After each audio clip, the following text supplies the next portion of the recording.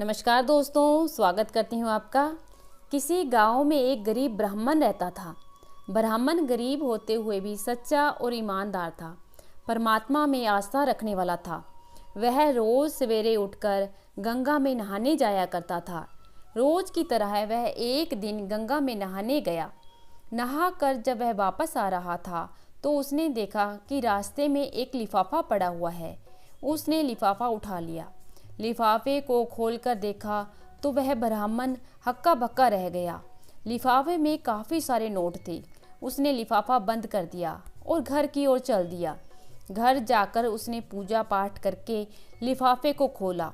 Note गिनने पर पता चला कि लिफाफे में पूरे 20,000 रुपये हैं। पहले तो ब्राह्मण ने सोचा कि भगवान ने उसे माला माल कर दिया है। अगले ही पल उसके दिमाग में आया कि हो सकता है कि यह पैसे किसी गरीब के गिरे हों।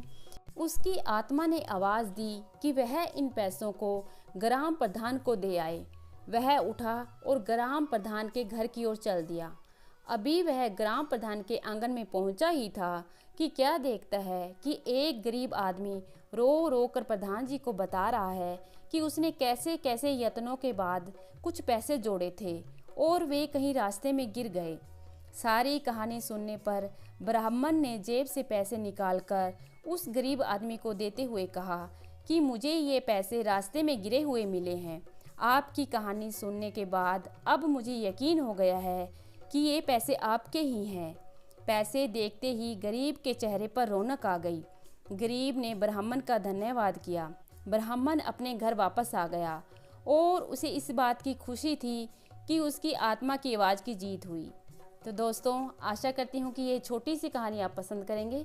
कहानी सुनने के लिए बहुत बहुत धन्यवाद।